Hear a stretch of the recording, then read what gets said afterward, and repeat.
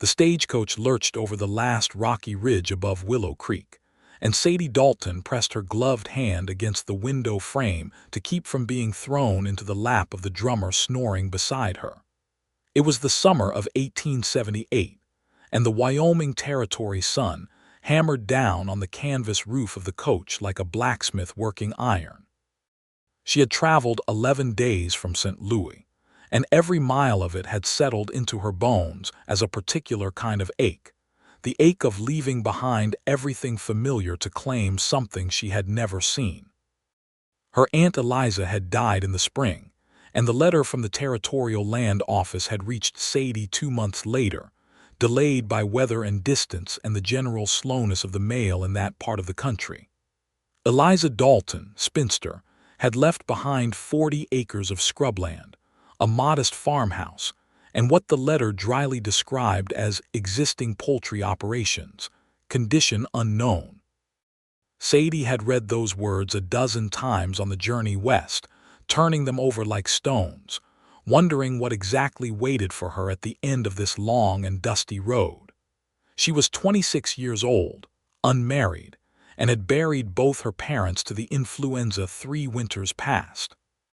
There was nothing left for her in St. Louis but a rented room above a dressmaker's shop and a future that looked like decades of hemming other women's gowns.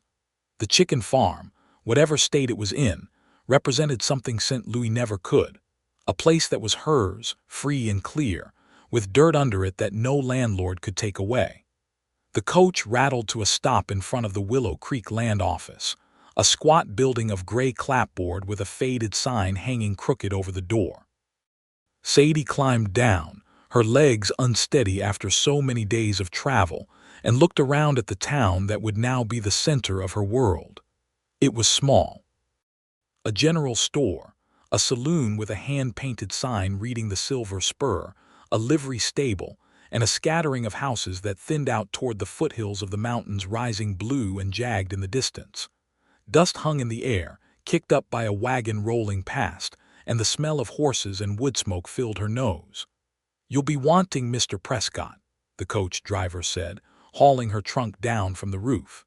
"He handles all the land matters hereabouts."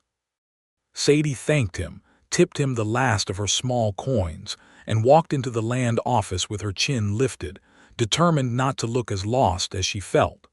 "Mr. Prescott turned out to be a balding man with spectacles perched on the end of his nose, and he greeted her with the weary courtesy of a man who had seen many strangers pass through his door with claims and questions. "Miss Dalton," he said, shuffling through a stack of papers. Yes, the Eliza Dalton property. I must say, we did not expect anyone to come and claim it. Your aunt kept mostly to herself these last years." "I am her only living relative," Sadie said. "I received the notice about the inheritance and came as quickly as I could." Prescott looked at her over his spectacles for a long moment, and something in his expression made her stomach tighten. "I ought to tell you, Miss Dalton, the property has not been tended since your aunt's passing. There was some difficulty finding anyone to look after it in the interim. The hands she employed left for other work once the wages stopped coming. I fear you may find it in poor condition." "How poor?" "I have not been out there myself in some months, but I have heard the coops are in a state. Foxes, most likely, and the weather does no favors to unattended structures." He slid a folder across the desk toward her. "Here are the deed papers and a map showing the boundaries. The farm sits about 4 miles northwest of town, along Cutter Creek, at the base of Broken Antler Mountain." Sadie took the folder with hands that trembled slightly, though she willed them still. 4 miles. She had no horse, no wagon, and precious little money left after the journey. "Is there someone in town who might drive me out there, and perhaps someone who could be hired to help set the place right?" Prescott rubbed his chin. "There's a man lives up near the mountain, does odd work for folks hereabouts when he takes the notion. Warren Wallace. Keeps mostly to himself, but he is handy, and he is honest, which is more than I can say for some who would take your money and give you nothing but excuses. I could send word up to his cabin if you like, though there is no guarantee he will come." "I would be grateful for any help you could arrange, Mr. Prescott." He nodded and scratched out a short note, folding it and handing it to a boy who had been sweeping the office floor. "Run this up to Wallace's place, Tommy, and be quick about it. Tell him there's a lady come to claim the Dalton farm and needs a hand." The boy dashed off, and Prescott offered to have Sadie's trunk stored at the livery until transportation could be arranged. She spent that first night in a small room above the general store, paying for it with coins she could not really spare, and lay awake listening to unfamiliar sounds through the thin walls, the creak of the building settling, the distant howl of something in the hills, the murmur of men's voices drifting up from the saloon below. She thought of her Aunt Eliza, a woman she remembered only dimly from childhood visits, a tall woman with strong hands and a laugh that seemed too big for her frame.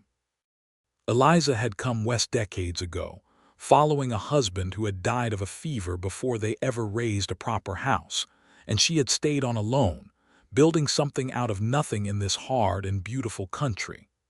Sadie wondered what had driven her aunt to keep chickens of all things, and what state those chickens might be in now, if any survived at all.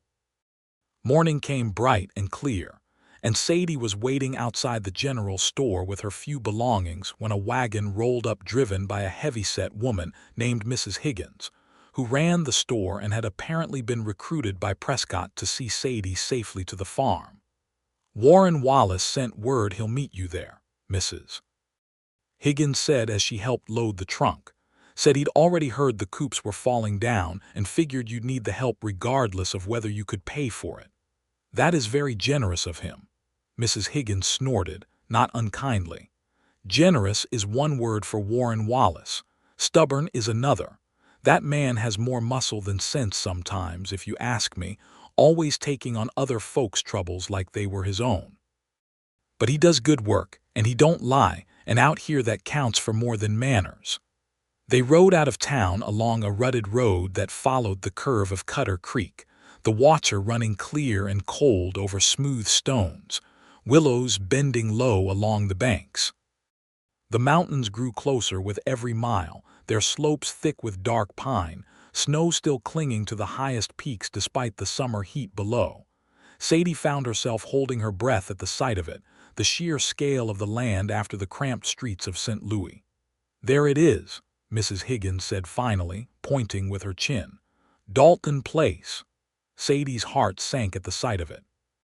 The farmhouse itself looked sound enough, a simple structure of weathered gray boards with a stone chimney, but beyond it, scattered across a fenced yard, were the chicken coops, or what remained of them. One had collapsed entirely, its roof caved in and boards scattered like the ribs of some dead animal. Another leaned at a dangerous angle, wire fencing torn and hanging loose. A third had lost most of its roof to what looked like fire damage, blackened boards standing like broken teeth. Feathers lay scattered in the dirt, and there was no sign of a single living chicken anywhere. And standing in the middle of that wreckage, sleeves rolled up over forearms thick with muscle, a hammer in one hand and a length of lumber tucked under the other arm, was a man unlike any Sadie had ever seen in the drawing rooms and dress shops of St. Louis. He was tall, well over 6 feet, with shoulders that strained the seams of his faded work shirt and dark hair that fell past his collar, pushed back from his face with a careless hand. His jaw was shadowed with several days' growth of beard, and his skin was brown deep from sun and weather. When he turned at the sound of the approaching wagon, Sadie saw eyes the color of the pine forest behind him, sharp and assessing, and for a moment neither of them said a word. "You'll be Miss Dalton," he said finally, his voice low and rough as gravel. "I am, and you must be Mr. Wallace. Mr. Prescott said you might come to help, though I confess I did not expect you to already be at work."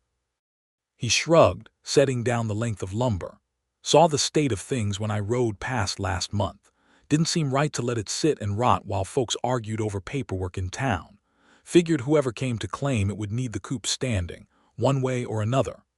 Mrs. Higgins helped Sadie down from the wagon, and Sadie found herself standing in the dust of what was supposed to be her inheritance, staring at devastation she had not been prepared for. The farmhouse porch sagged on one side. Weeds choked what must once have been a garden, and the coops, the very reason her aunt had built this place, lay in ruins around her. "I don't know where to begin," she admitted, more to herself than to either of them. Warren Wallace studied her for a long moment, and something in his hard expression softened just slightly, like sun breaking through cloud cover. "Begin with the house," he said. "Make sure you've a roof that don't leak and a door that locks proper. The coops I can have sound by evening, most of them anyway. The big one will need new lumber I don't have on hand, but the two smaller ones just need mending, not rebuilding. By evening today. I've nothing better to do, Miss Dalton, and a woman alone out here needs shelter for whatever birds she means to keep before nightfall, else the foxes will finish what they started." He picked the hammer back up, testing its weight in his palm. "Unless you object to the help." "I do not object," Sadie said quickly. "I am grateful for it, Mr. Wallace, truly." Mrs. Higgins, seeming satisfied that the arrangement was proper enough, said she needed to get back to the store before her husband burned down the whole establishment trying to mind it alone, and left Sadie standing in the dusty yard with a stranger who had already taken it upon himself to rebuild her life, one broken board at a time. Sadie spent the first hour exploring the farmhouse while Warren worked outside, the steady rhythm of his hammer providing a strange comfort through the open windows. The house held traces of her aunt everywhere: a rocking chair by the cold hearth, a shelf of well-worn books, a quilt folded at the foot of the narrow bed upstairs. Dust had settled over everything in the months since Eliza's death, but the bones of the house were good, as Warren had said. The roof did not leak, at least not that she could find in the dry weather, and after some effort with a rag and broom, the main room began to look almost welcoming. By mid-afternoon, hunger drove her outside again, and she found herself watching Warren work with an interest she told herself was purely practical. He moved with the economy of a man accustomed to hard labor, each swing of the hammer purposeful, no wasted motion. Sweat had darkened the back of his shirt, and he had rolled his sleeves higher, revealing forearms corded with muscle that flexed with each strike against the nails. "You've done this sort of work before," she observed, approaching with 2 cups of water she had drawn from the well. He took the offered cup with a nod of thanks, drinking deeply before answering. "Man living alone in the mountains learns to fix what breaks or he freezes come winter. I've built my own cabin, mended fences for half the ranches in the valley, patched more barn roofs than I could count." He looked toward the smaller of the 2 salvageable coops, now standing with fresh boards nailed across its side, wire mesh stretched taut once more. "This one's about done, just needs the door rehung. How did you come to live up here alone, Mr. Wallace, if you do not mind my asking?" He was quiet for a moment, and she wondered if she had overstepped.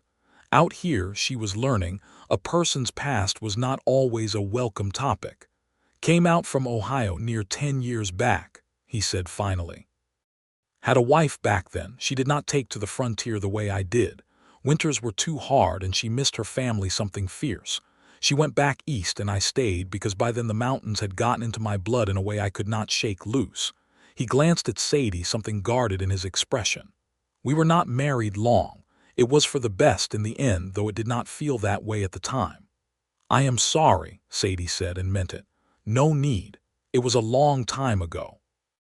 He turned back to the coop, testing the door's new hinges with a firm hand.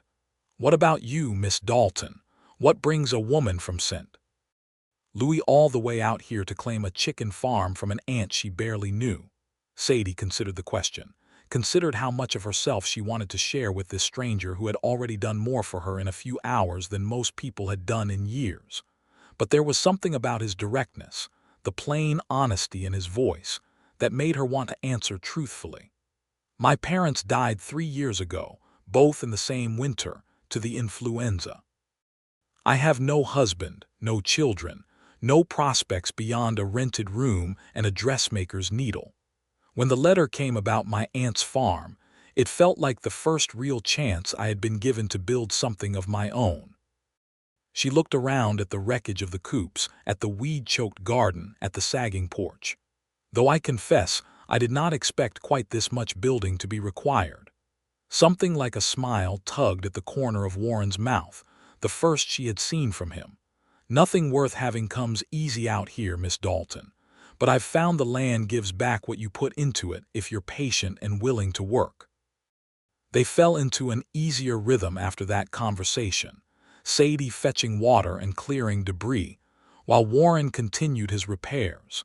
The two of them exchanging occasional words, but mostly working in a companionable quiet that surprised her with how comfortable it felt.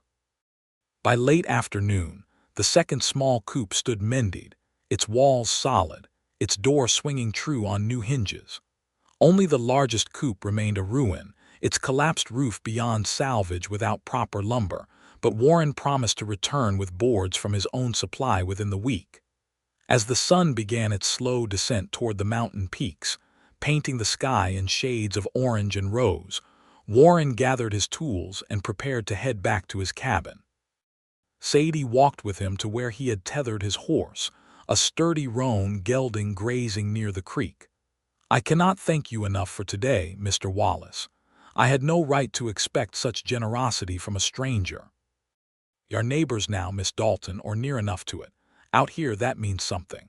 He swung up into the saddle with easy grace, looking down at her with those pine-green eyes that seemed to see more than she was comfortable revealing. "I will return in a few days with lumber for the large coop. In the meantime, keep your doors barred at night. There are wolves in these hills, and worse things than wolves sometimes. Worse things. Men who think a woman alone means an easy target. This is rough country, Miss Dalton. Rough enough that a person learns to look after their own, and their neighbors besides." He touched the brim of his hat, an old-fashioned courtesy that seemed at odds with his rugged appearance. "Good evening to you." She watched him ride off toward the mountains until the deepening dusk swallowed him from sight, and then she returned to the farmhouse, barring the door as he had instructed, and lay awake for a long while listening to the unfamiliar sounds of her new home, thinking about pine-green eyes and hands calloused from years of honest labor. The days that followed settled into a pattern that Sadie found herself, to her own surprise, beginning to enjoy despite the hardship of it. She rose with the sun to tend the garden, pulling weeds and turning soil that had gone hard and cracked in her aunt's absence. She scrubbed the farmhouse from floor to rafters, airing out quilts and blankets, discovering in the process small treasures her aunt had left behind. A tin of seeds carefully labeled in a spidery hand, letters from relatives long since passed, a small wooden box containing a few pieces of jewelry that must have belonged to Eliza's mother.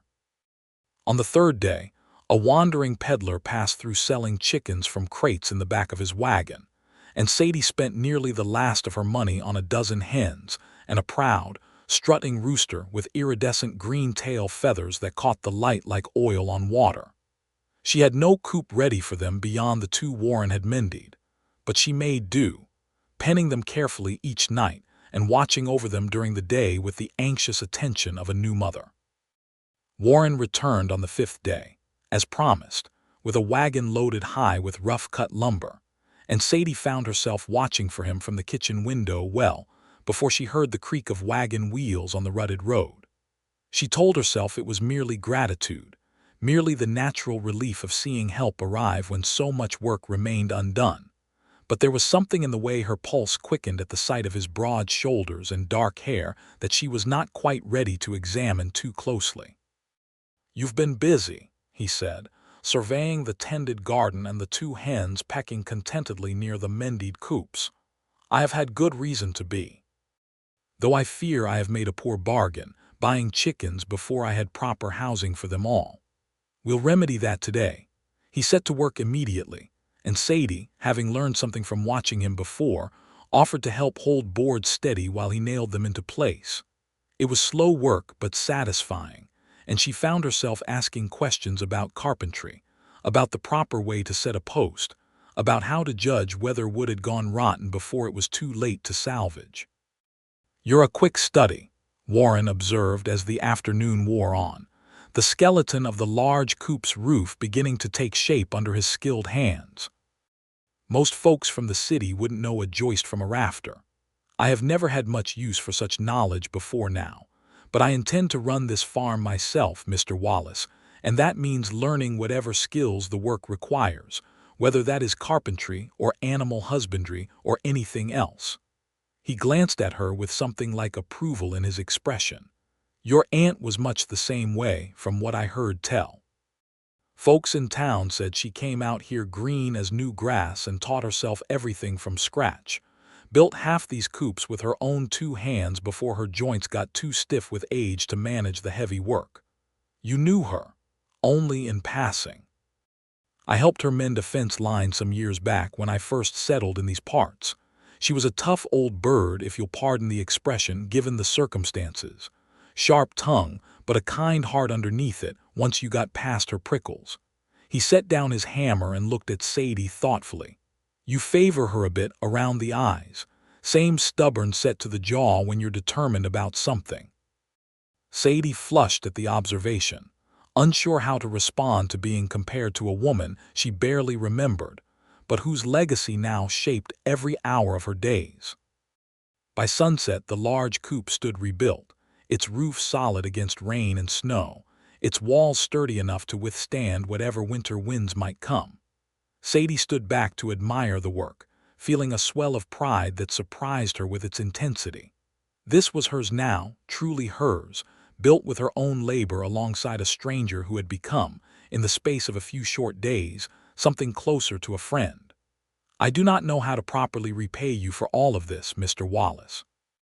You have given so much of your time, and I have precious little money to offer in return. I did not do this work for payment, Miss Dalton. He wiped sweat from his brow with the back of his forearm, leaving a smear of dirt across his skin that Sadie found herself wanting to reach up and wipe away, a thought that startled her with its sudden intimacy. Out here, we help our neighbors because someday we might need helping ourselves. That is simply the way of things in this country. Nonetheless, I would like to offer you supper at the very least. It is the least hospitality I can manage, though I confess my cooking skills are still somewhat untested on a proper hearth. He hesitated, and for a moment she feared she had overstepped some invisible boundary of propriety, a woman alone inviting a man to share a meal in her home. But then he nodded, a slow smile breaking across his weathered face. I would be glad of the company, Miss Dalton.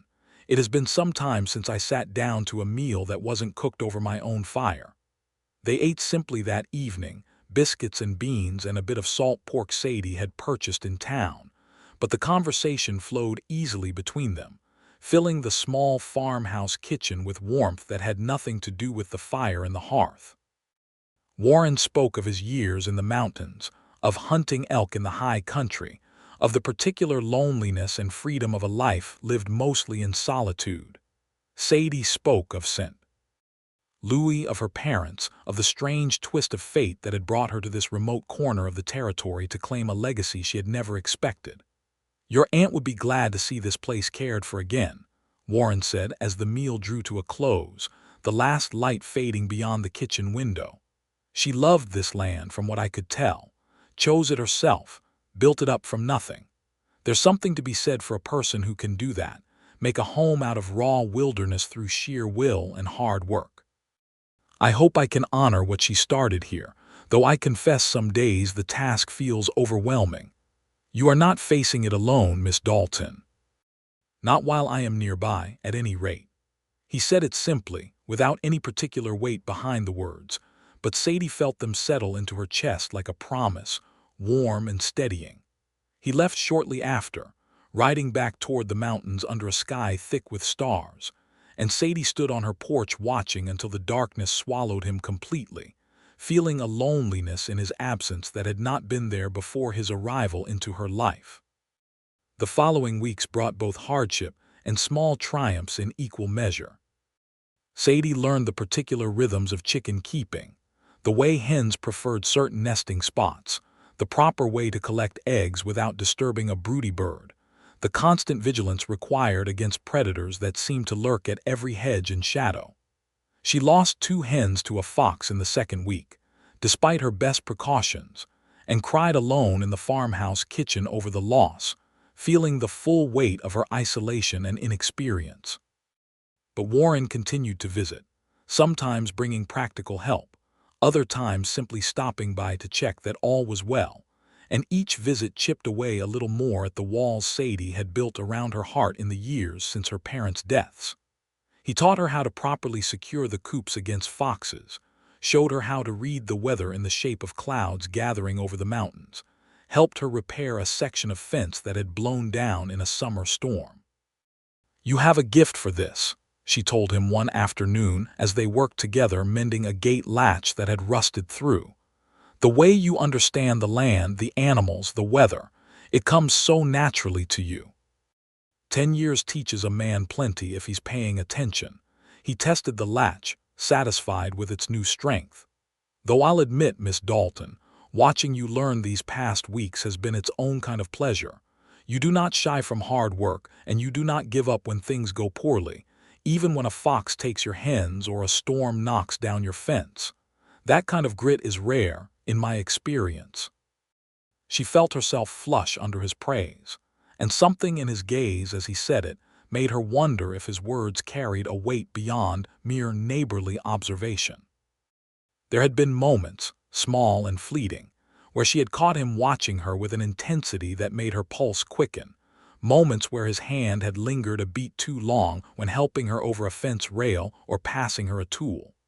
She told herself she was imagining such things, that a woman alone in strange country was prone to seeing significance where none existed, but the thoughts persisted regardless of her attempts to dismiss them. One evening in late summer, as thunderclouds gathered dark and heavy over Broken Antler Mountain, Warren arrived at the farmhouse looking uncharacteristically troubled, his jaw tight with some concern he seemed reluctant to voice. "What is it, Mr. Wallace? You look as though you carry bad news." "There's talk in town," he said finally, dismounting from his horse with less than his usual ease, "about the Dalton property. Seems there's a man, name of Silas Grimes, claims your aunt owed him money before she died, and he means to press the claim against the land itself." Sadie felt cold despite the summer heat. "That cannot be right. Mr. Prescott made no mention of any debts against the property when I claimed it. Grimes only came forward with his claim this week, after word spread that someone had taken up residence here and started fixing the place up proper. I do not trust the man, Miss Dalton.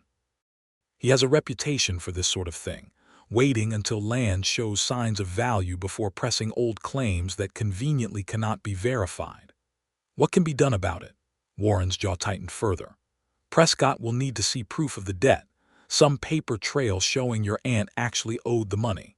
If Grimes cannot produce that, his claim holds no water under territorial law, but men like him sometimes do not rely on the law to get what they want." The threat implicit in his words settled uneasily in Sadie's stomach. "You think he might try to take the land by force?" "I think a woman alone out here with a farm just beginning to show promise makes an easy target for a man without scruples. I do not say this to frighten you, Miss Dalton, but I would feel better if you were not entirely alone until this matter with Grimes gets settled one way or another.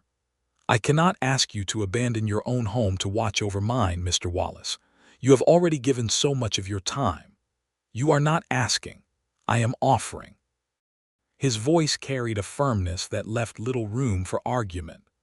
"I will build myself a shelter near your barn, stay close enough to hear if trouble comes calling, until this business with Grimes gets sorted proper. It is no trouble to me, and it would ease my mind considerably to know you are not facing whatever comes alone."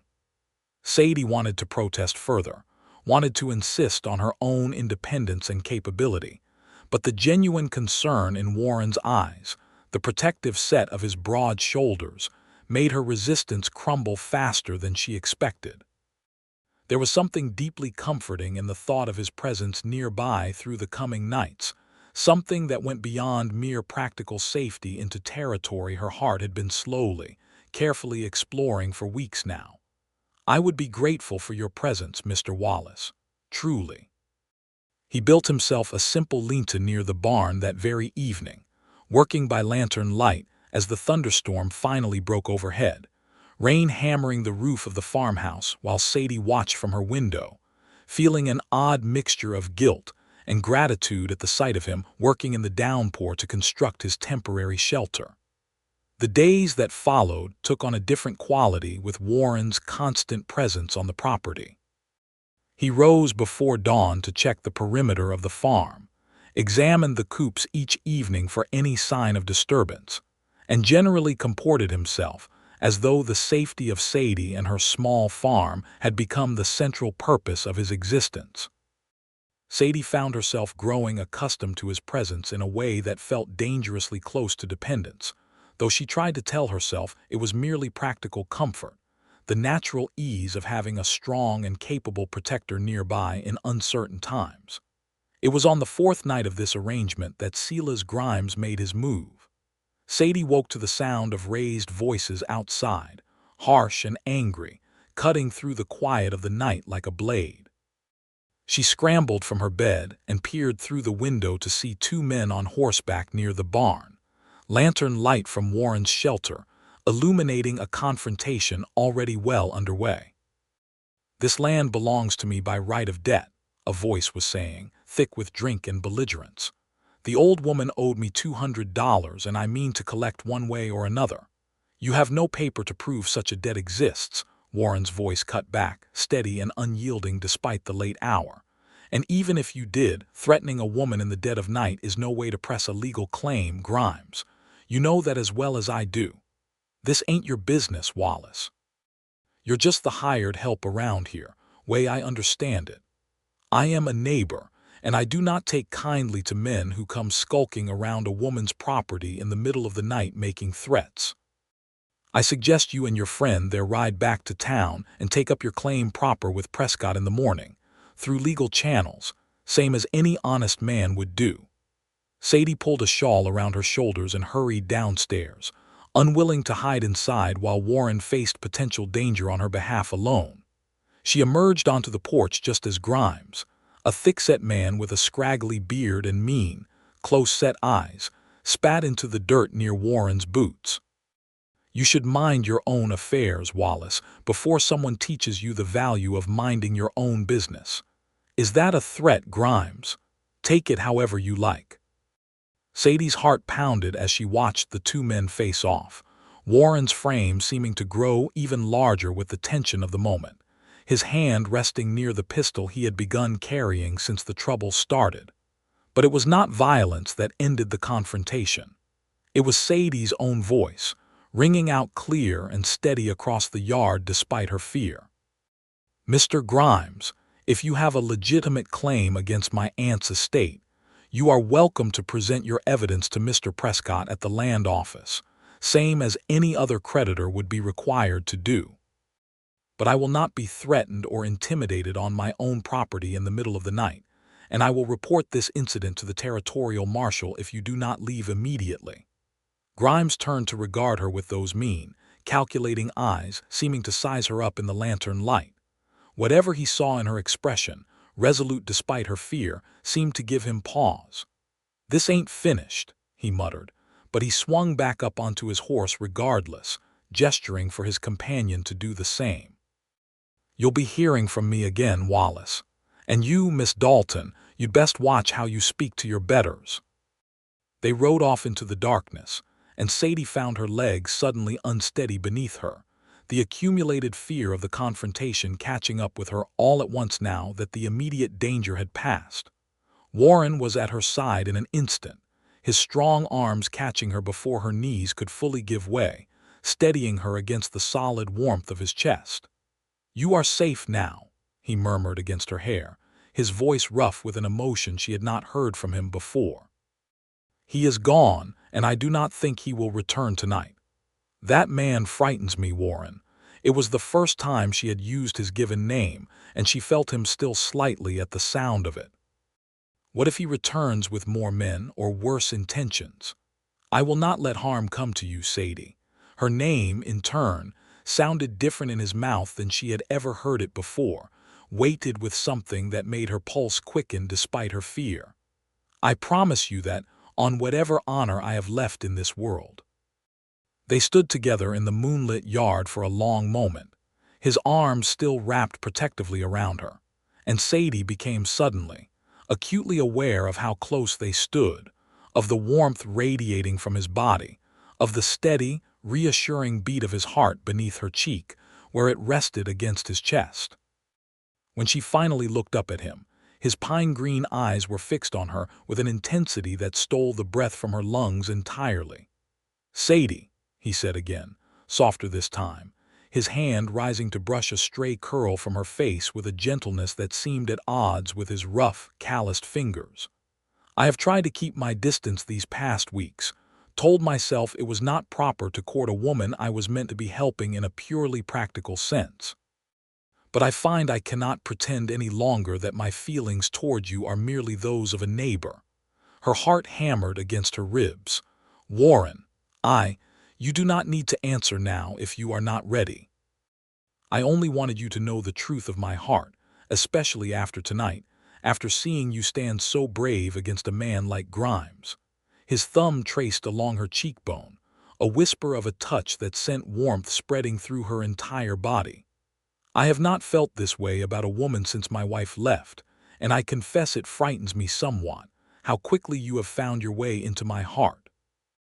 Sadie reached up, covering his hand with her own where it still cupped her face, feeling the roughness of his palm against her skin, a testament to years of hard labor and honest work. "I do not need time to consider my answer, Warren Wallace.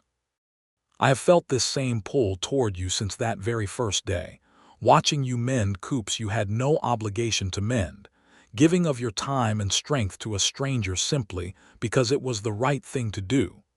I have fallen in love with you, I think, somewhere in these past weeks of shared work and quiet evenings."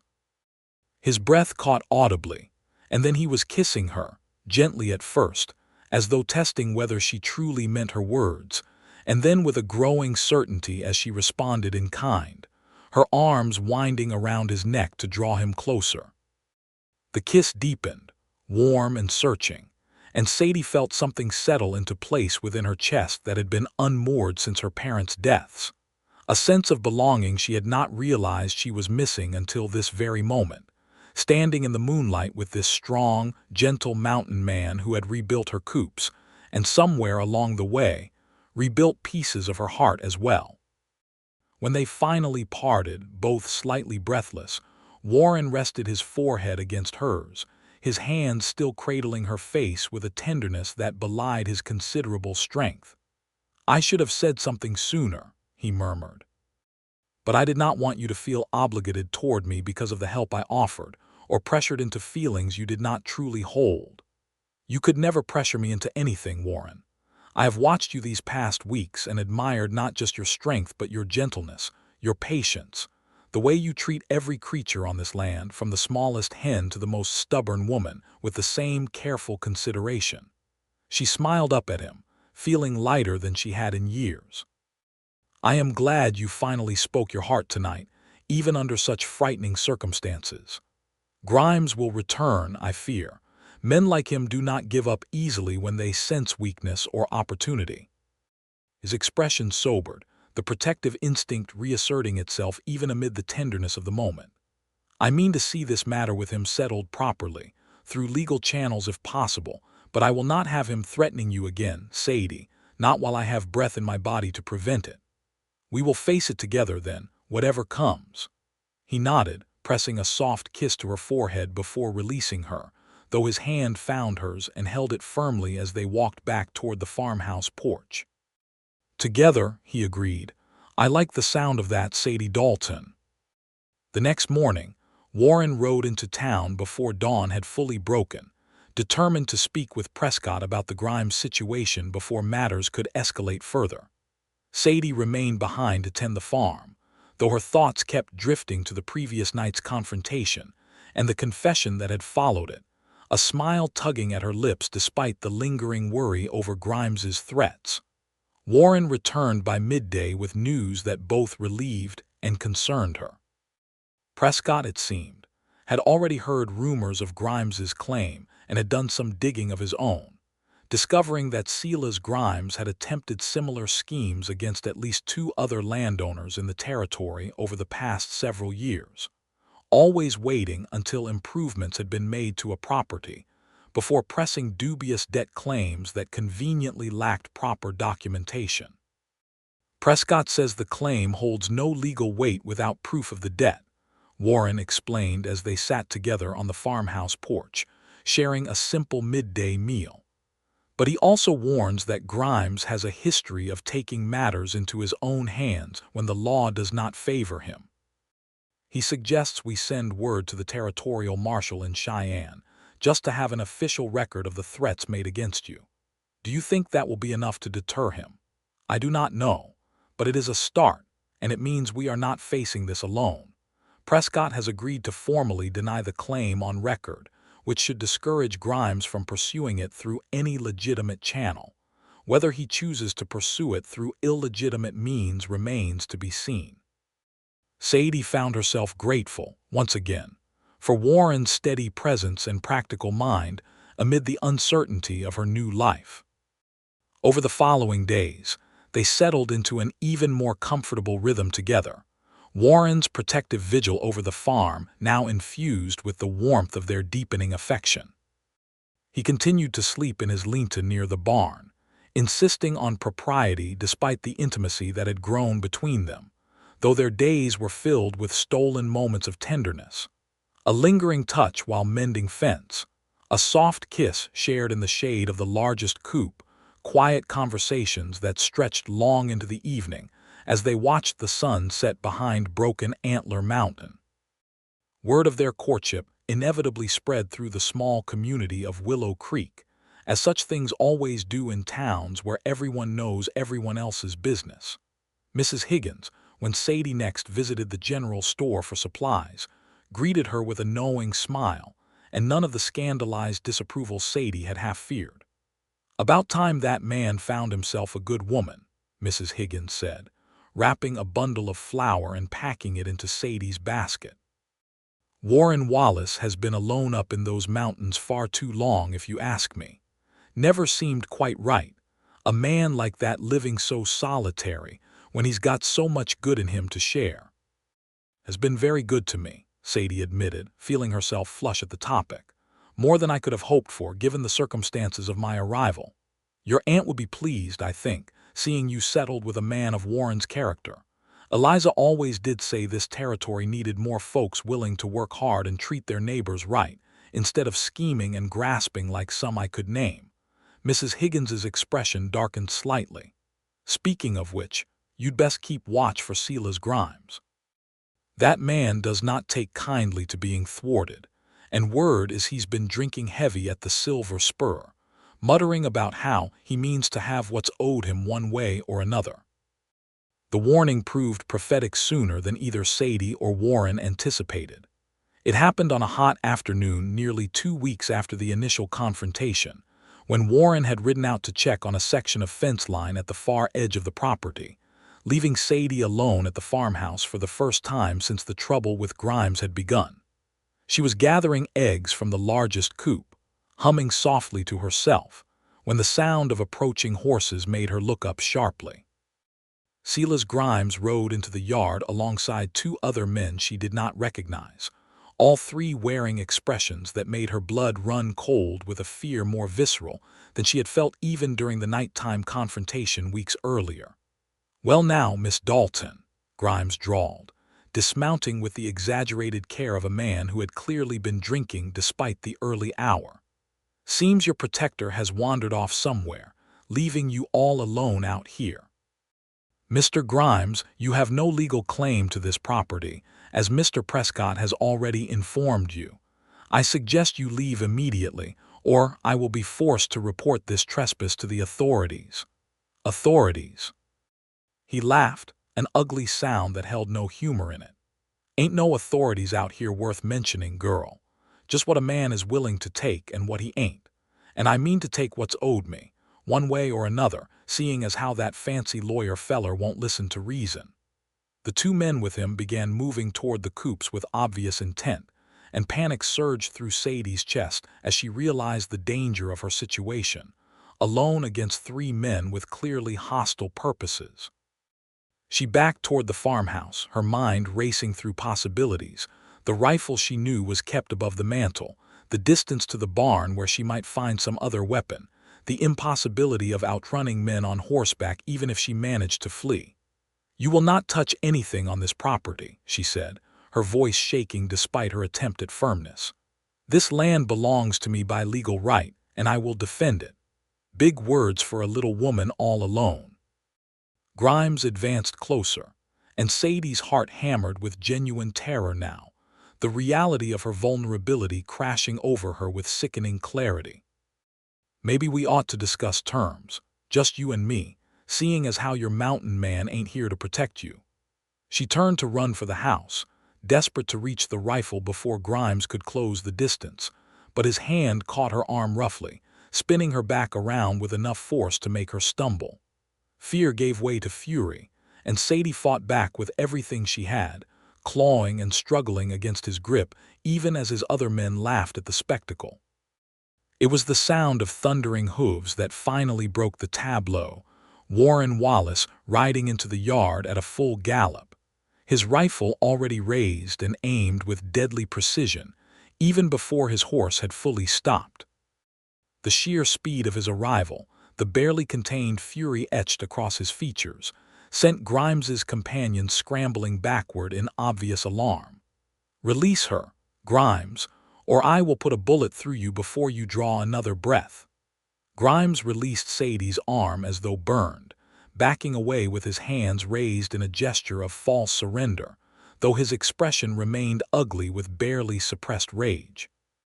"Now hold on there, Wallace. We were just having a friendly conversation." I saw enough from the ridge to know exactly what kind of conversation this was. Warren swung down from his horse without lowering the rifle, moving to position himself between Sadie and the three men with the protective instinct of a man defending everything precious to him. "You will leave this property now, and if you or your companions ever set foot here again, I will not offer the courtesy of a warning shot next time." Something in Warren's tone, cold and absolutely certain, seemed to finally penetrate even Grimes's drunken belligerence. He backed toward his horse, muttering curses under his breath, and his companions followed suit with considerably more haste, clearly having no stomach for a fight against a man whose fury radiated from him like heat from a forge. "This ain't over, Wallace," Grimes called out as he mounted his horse, though the threat carried considerably less weight than his earlier bluster. "You mark my words." They rode off in a cloud of dust, and Warren finally lowered his rifle, turning immediately to Sadie with an expression of such raw concern that her fear finally broke apart into tears she had been holding back through sheer force of will. "Sadie, are you hurt? Did he harm you?" "I am unharmed," she managed through her tears, though her voice shook badly. "Frightened but unharmed. You arrived just in time, Warren." He pulled her into his arms, holding her tightly against his chest as she wept out the accumulated terror of the encounter, his hand stroking gently through her hair while murmuring soft reassurances against her temple. "I should never have left you alone, not with that man still making threats. I am sorry, Sadie, so deeply sorry I was not here sooner. You could not have known he would come today. You cannot watch over me every single moment." "I want to," he said fiercely, pulling back just enough to look into her eyes, his own expression fierce with an emotion that went beyond mere protective instinct. "I want to watch over you every moment for the rest of my life, Sadie Dalton, if you will have me. I love you, and after today, I cannot bear the thought of you facing danger like this without my protection standing between you and harm." The declaration, coming amid the aftermath of such fear, struck Sadie with unexpected force. "Warren, are you asking?" "I am asking you to marry me," he said, dropping to one knee in the dusty yard without hesitation, taking her hands in his own with a tenderness that contrasted sharply with the violence of moments before. "I know it is sudden, and I know we have only known each other these past weeks, but I have never felt more certain of anything in my life than I am of my love for you. Marry me, Sadie, and let me spend the rest of my days protecting you and building this farm alongside you, as your husband rather than merely your neighbor." Tears streamed down Sadie's face, though these were tears of joy rather than fear, and she found herself laughing even as she wept, overwhelmed by the swift turn of events and the depth of feeling in Warren's proposal. "Yes," she said, pulling him up to standing so she could throw her arms around his neck properly. "Yes, Warren Wallace, I will marry you. I love you too, with everything in my heart." He kissed her then, deeply and thoroughly, sealing their promise with a tenderness that spoke of everything unspoken between them these past weeks, the slow building of affection that had grown from practical necessity into something far deeper and more permanent. When they finally parted, both breathless and smiling despite the tears still drying on Sadie's cheeks, Warren rested his forehead against hers once more, as he had done that first night of their confession. "We will need to deal with Grimes properly," he said softly, though the words carried none of the earlier fury, only practical determination. "I will not have him threatening my future wife, not while there is breath left in my body to prevent it." "Together," Sadie reminded him, echoing his own words from weeks before. "Together," he agreed, and kissed her once more before finally releasing her enough to survey the yard, checking for any lingering signs of danger from the departed men. "Come, let us go inside. I think we could both use a moment to settle ourselves after such an afternoon." They dealt with the matter of Silas Grimes in the days that followed through a combination of legal recourse and simple, stubborn persistence. Warren rode to Cheyenne himself to file a formal complaint with the territorial marshal, documenting both the nighttime confrontation and the more recent assault attempt with detailed accounts that left little room for doubt about Grimes's true character and intentions.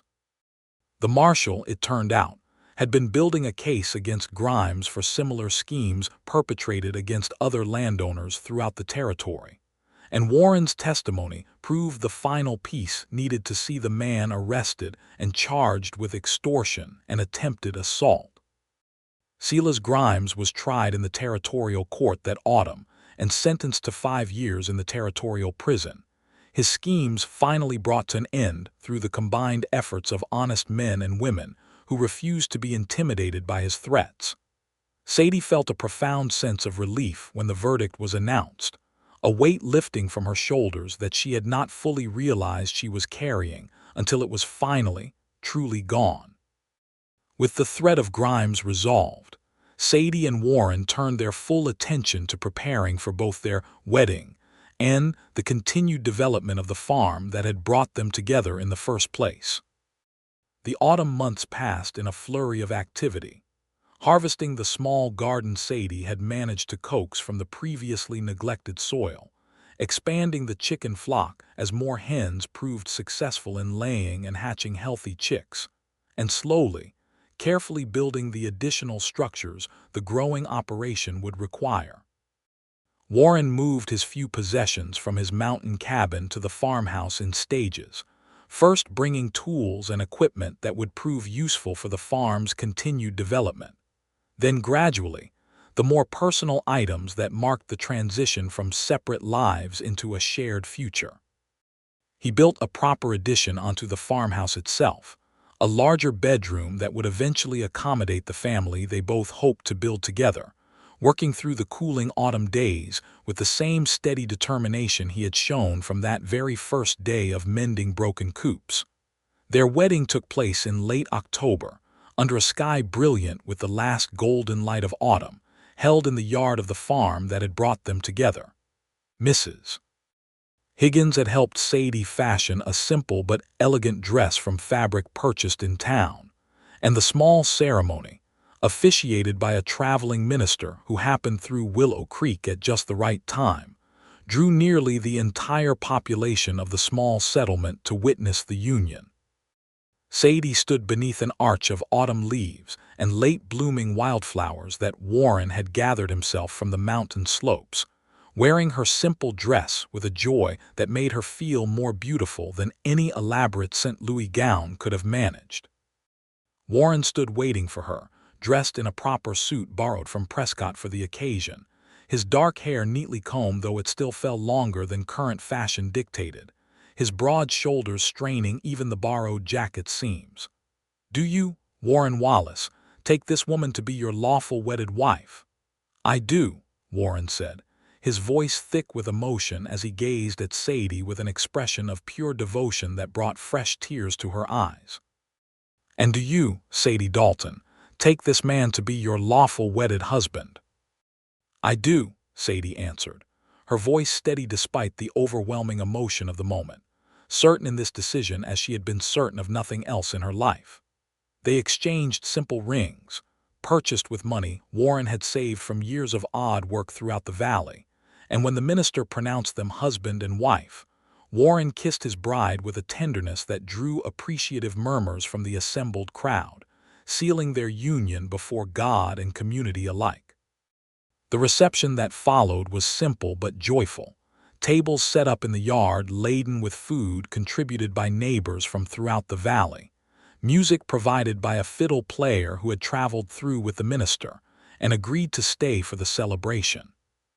Sadie danced with her new husband under the darkening sky, feeling more at home in this rough frontier community than she had ever felt in the more refined circles of St. Louis society, surrounded by people who had welcomed her into their midst with a warmth that went far beyond mere neighborly courtesy.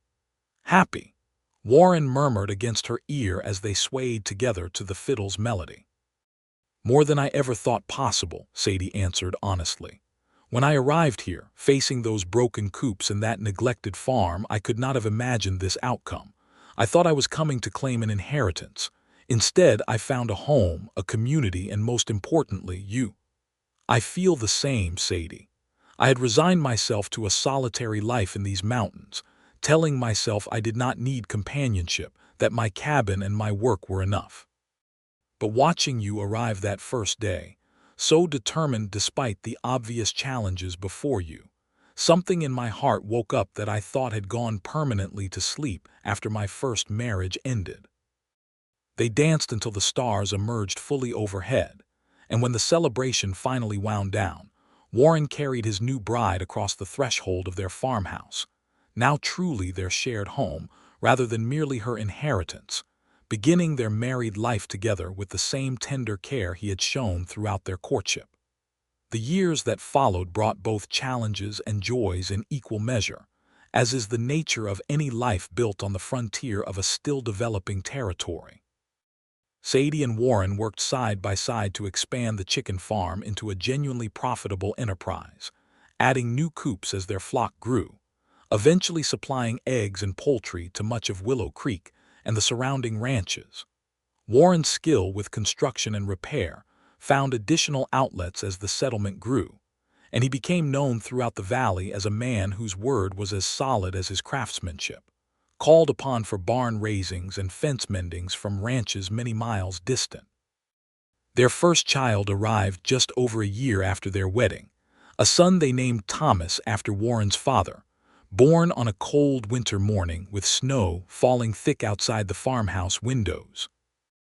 Warren's hands, so capable at mending broken things, proved equally gentle in cradling his newborn son, and Sadie watched with her heart full to bursting as her husband, this strong mountain man who had once lived in solitary isolation, embraced fatherhood with the same wholehearted devotion he brought to everything he undertook.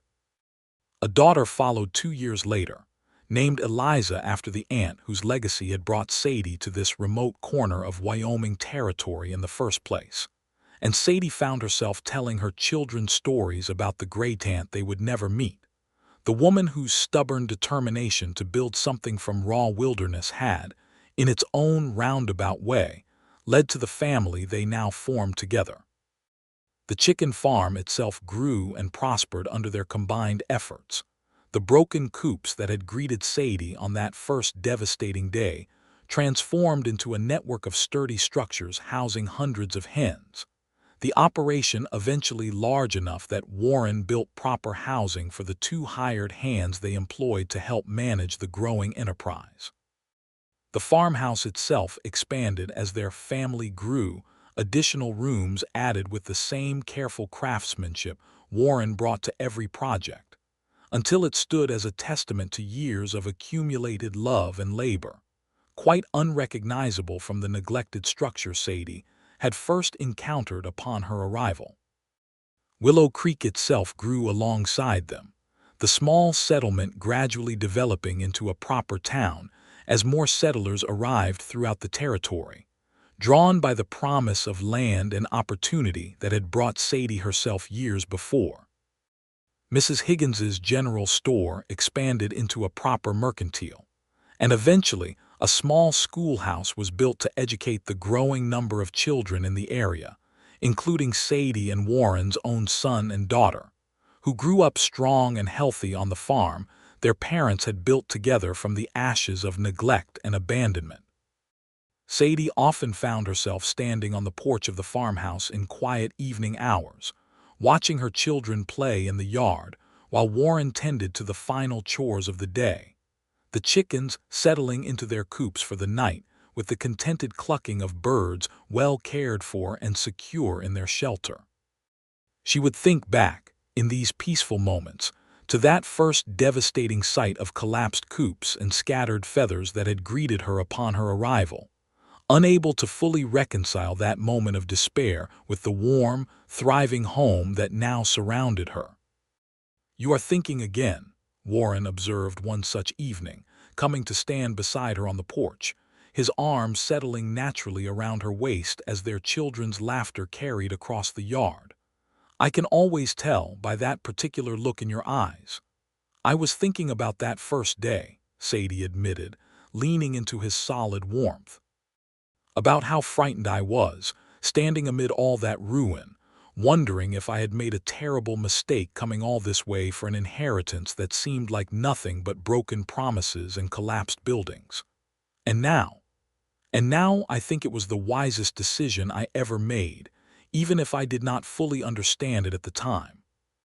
This farm gave me so much more than I ever expected. It gave me you and our children, and a community that has become as much family to me as any blood relation ever could be."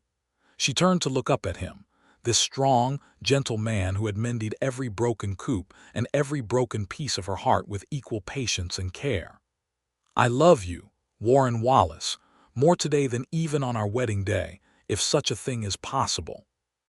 "I believe it is entirely possible," Warren answered, kissing her softly as the sun continued its slow descent behind the mountains that had first drawn him to this territory, the same mountains that now watched over the family and future they had built together against all odds.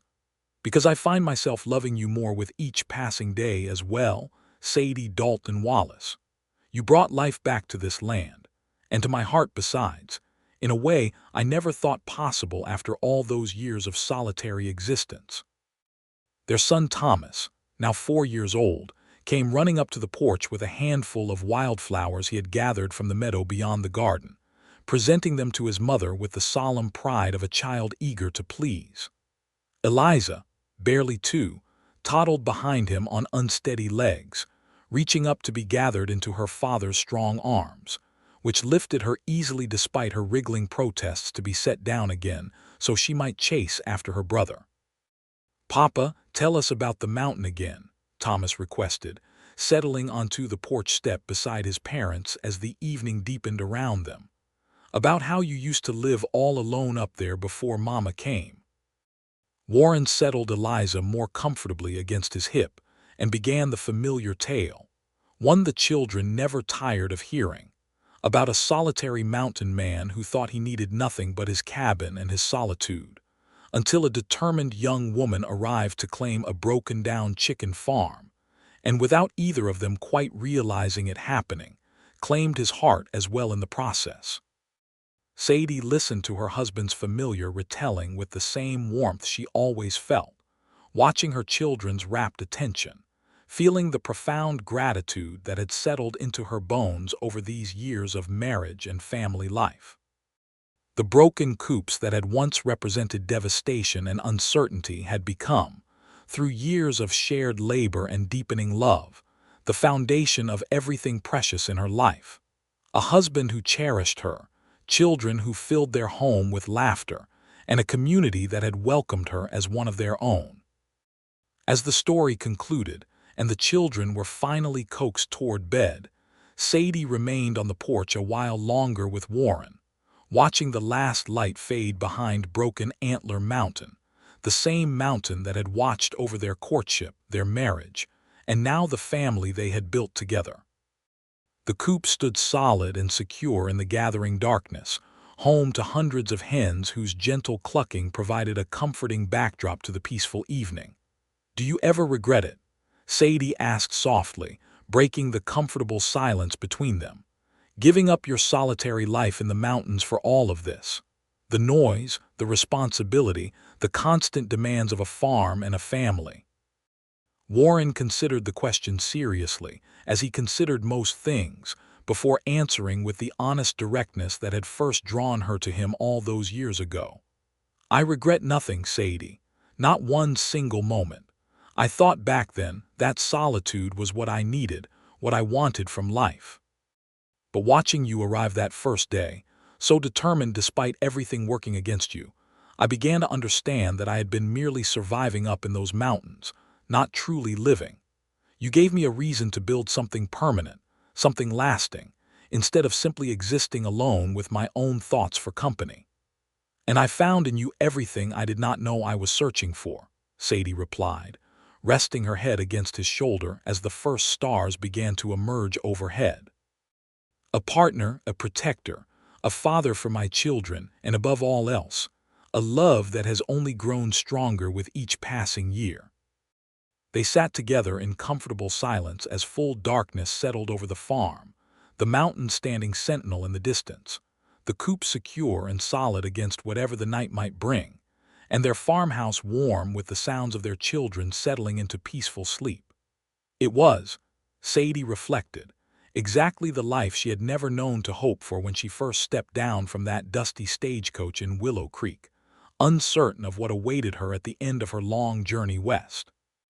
She had come to claim a broken-down chicken farm left to her by an aunt she barely remembered, expecting little more than hard work and uncertain prospects. Instead, she had found a home, a community, and most precious of all, a love that had grown from those first tentative days of shared labor into something permanent and unshakable, as solid as the mountains that rose behind their farmhouse, and as enduring as the coops Warren had first mended with such quiet, determined care. In the years that followed, 2 more children joined their growing family. Another son, William, born during a particularly harsh winter that tested the family's resilience, but ultimately brought them closer together as they weathered the storm side by side. And finally, a daughter, Grace, whose arrival coincided with the farm's most prosperous season yet, as though her birth itself blessed the land with abundance. The chicken farm that Sadie had inherited in such disrepair eventually became one of the most respected agricultural operations in the valley, known throughout the territory for the quality of its eggs and poultry, a testament to the years of careful, dedicated labor that Sadie and Warren had poured into its development.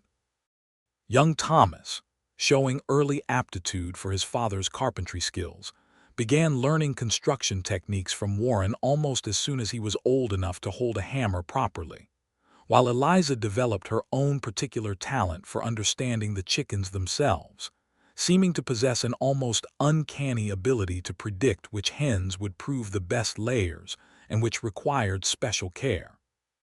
Willow Creek itself continued to grow and prosper alongside the Wallace family, the small settlement Sadie had first encountered gradually transforming into a proper town with multiple churches, an expanded school, and even a small newspaper that occasionally featured stories about the valley's most successful farms, including more than one article celebrating the remarkable transformation of the old Dalton place under Sadie and Warren's careful stewardship.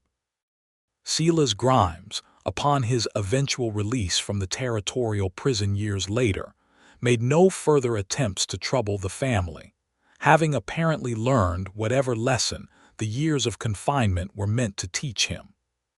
He moved on to some other territory entirely, and Sadie occasionally wondered, without any particular malice, whether he had ever found the same kind of peace and belonging that she herself had discovered in this unexpected corner of Wyoming Territory, or whether his schemes and grasping nature had continued to deny him the simple contentment that came from honest work and genuine community. As their children grew older, Sadie often found herself reflecting on the strange twist of fate that had brought her to this life, this land, this family that meant everything to her. She would sometimes walk out to the original coops Warren had mended on that very first day, now weathered by years of use but still standing solid and secure, testament to the quality of his craftsmanship and the depth of his character even before she had fully understood the man he would become to her. "These were the first ones you fixed," she said to Warren one evening, many years into their marriage, as they walked together past those same coops during their nightly check of the property.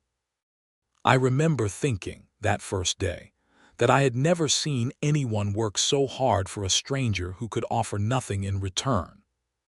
I remember thinking I had never seen a woman face such devastation with such quiet determination," Warren replied, his arms settling around her shoulders as they walked, his hair now touched with the first hints of gray at the temples, but his shoulders still broad and strong from years of continued labor. "I knew, even then, that you were someone special, though it took my stubborn heart a bit longer to fully admit what that meant." Their children had grown into young adults by this point, Thomas having taken over much of the farm's daily operations alongside his father, showing every sign of the same steady reliability that had first drawn Sadie to Warren all those years before. Eliza had married a young rancher from a neighboring property, their wedding held in the very same yard where Sadie and Warren had exchanged their own vows years earlier, the cycle of love and family continuing to unfold across the same land that had first brought two lonely hearts together. William and Grace remained still at home, though both showed signs of the same industrious, capable nature that had built the family's prosperity from those first broken coops into the thriving operation it had become.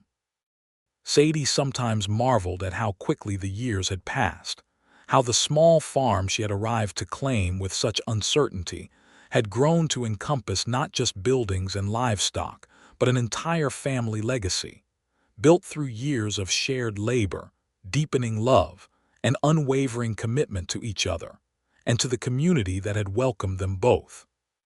On the anniversary of their wedding each year, Warren would gather wildflowers from the same mountain slopes where he had first collected the blooms for their ceremony, presenting them to Sadie with the same tender devotion he had shown throughout their marriage, a small but meaningful tradition that reminded them both of how far they had traveled together from that first day of broken coops and uncertain futures. 20 years, Sadie said softly one such anniversary evening, accepting the familiar bundle of wildflowers with a smile that had lost none of its warmth despite the passage of time. 20 years since you first rode up to find me standing amid all that wreckage, uncertain of what I had inherited or what future awaited me. And 20 years since I found the answer to a loneliness I did not even fully understand I was carrying, Warren replied, pressing a kiss to her temple with the same gentle affection that had characterized every year of their marriage. You gave purpose to skills I had, until then, used only for my own solitary survival. You gave me a family, a legacy, a reason to build something that would outlast my own lifetime. They stood together in the fading light, surrounded by the coops and fences and buildings that represented years of shared labor and love, watching their grown children continue the evening chores with the same dedication they had learned from their parents.